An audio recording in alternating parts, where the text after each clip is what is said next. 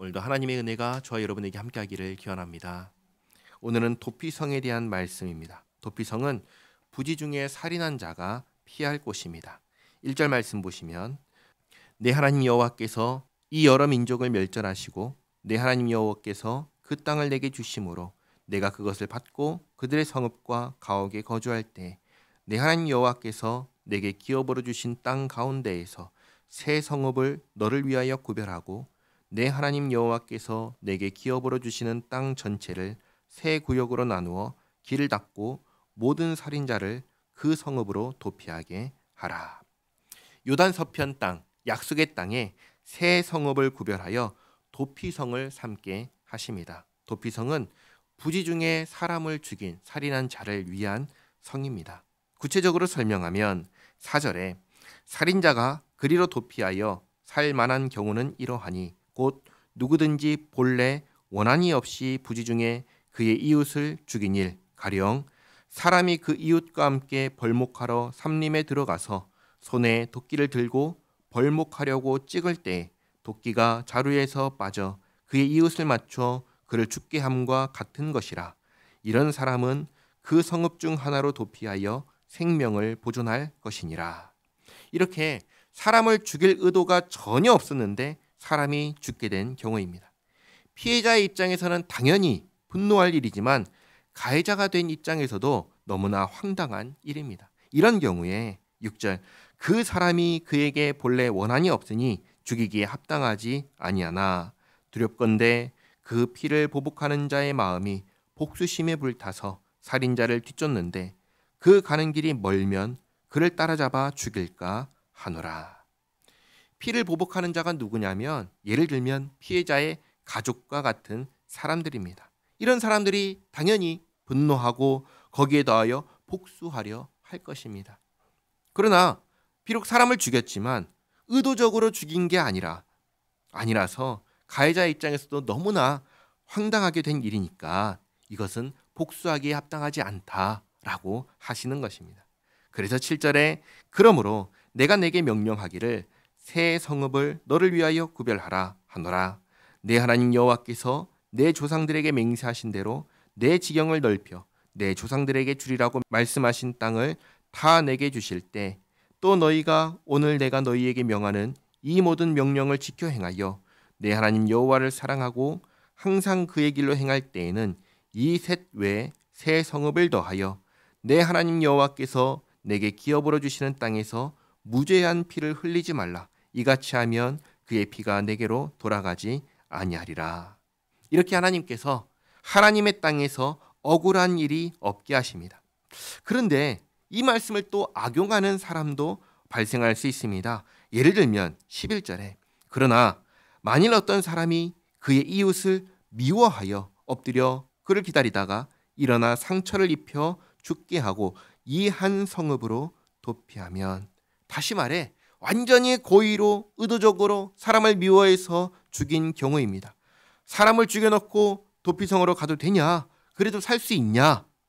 그렇지 않다라는 것을 가르쳐 주십니다. 12절에 그 본 성읍 장로들이 사람을 보내어 그를 거기서 잡아다가 보복자의 손에 넘겨 죽이게 할 것이라. 내 눈이 그를 긍휼히 여기지 말고 무죄한 피를 흘린 죄를 이스라엘에서 제하라. 그리하면 내게 복이 있으리라. 아멘. 이렇게 하기 위해서는 도피성으로 피한 살인자가 고의로 살인한 자인지 아닌지를 판단해야 합니다. 이 고의 여부를 판단하는 기준에 대해서는 민수기 35장에 자세히 나옵니다. 이렇게 부지 중에 살인한 사람을 위한 도피성에 대해서 먼저 말씀하셨습니다. 다음은 경계표에 대한 것입니다. 14절에 내 하나님 여호와께서 내게 주어 차지하게 하시는 땅 곧 내 소유가 된 기업의 땅에서 조상이 정한 내 이웃의 경계표를 옮기지 말지니라. 이제 약속의 땅에 들어가 정착하면 제비를 뽑아서 지파별로 땅을 받게 될 것입니다. 그리고 가문별로 또 땅을 나누어 받게 될 것입니다. 그러면 각 가문별로 자기가 가진 땅의 구역을 이렇게 표시를 합니다. 그게 경계표입니다. 근데 이게 고대 사회이다 보니까 경계표를 조금씩 옮기면 눈에 띄지 않게 옮길 수가 있죠. 그렇게 하다 보면은 이웃을 속이고 이웃의 재산을 도둑질하는 일이 일어날 수 있는 것이죠. 그렇게 하지 말라고 말씀하시는 것입니다.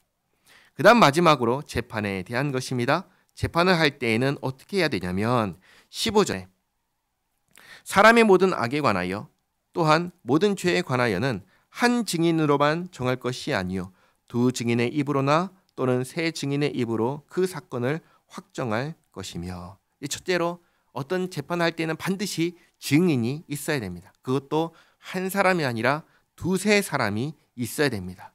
다음으로 16절 만일 위증하는 자가 있어 어떤 사람이 악을 행하였다고 말하면 그 논쟁하는 쌍방이 같이 하나님 앞에 나아가 그 당시에 제사장과 재판장 앞에 설 것이요 재판장은 자세히 조사하여 그 증인이 거짓 증거하여 그 형제를 거짓으로 모함한 것이 판명되면, 둘째로 증인의 주장이 사실인지 여부를 자세하게 조사해야 합니다. 만약에 거짓 증언을 했다면 19절 그가 그의 형제에게 행하려고 꾀한 그대로 그에게 행하여 너희 중에서 악을 제하라. 거짓으로 형제를 모함하여 어떤 벌을 받게 하려 했다면 그 벌을 받게 하라는 것입니다. 이렇게 함으로써 절대로 거짓 증언을 하지 못하게 하십니다. 20절 그리하면 그 남은 자들이 듣고 두려워하여 다시는 그런 악을 너희 중에서 행하지 아니하리라. 내 눈이 긍휼히 여기지 말라. 생명에는 생명으로, 눈에는 눈으로, 이에는 이로, 손에는 손으로, 발에는 발로이니라. 아멘. 이렇게 해서 억울한 피해자가 생기지 않게 하십니다. 정리하겠습니다. 하나님께서 약속의 땅에 들어가서 해야 할 일들을 하나씩 말씀해 주십니다. 그리고 잘 보시면 결국은 이웃 사랑을 어떻게 실천하느냐에 대한 구체적인 내용이라는 것을 알 수 있습니다. 이웃 사랑을 항상 세 가지로 말씀드렸습니다. 부모님을 공경하는 것과 이웃에게 죄를 범하지 않는 것과 이웃을 돕는 것입니다. 그 중에 이웃에게 죄를 범하지 않는 것과 관련되었다는 것을 알 수 있습니다.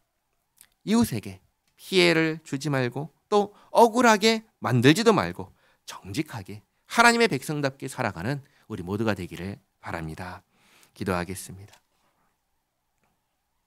좋으신 하나님, 약속의 땅에 들어가서 살아가는 생활은 오늘날 우리가 살아가는 생활과 크게 다르지 않다는 걸 깨닫습니다. 일상을 살아갈 때 하나님께서 무엇을 기뻐하시는지 분별하게 하옵소서. 억울한 피해자를 만들지 않게 하시고 모든 일에 정직하게 살게 하옵소서. 우리 모두가 주님께서 기뻐하시는 대로 살아가게 주님 도와주시옵소서. 예수님의 이름으로 기도하옵나이다. 아멘.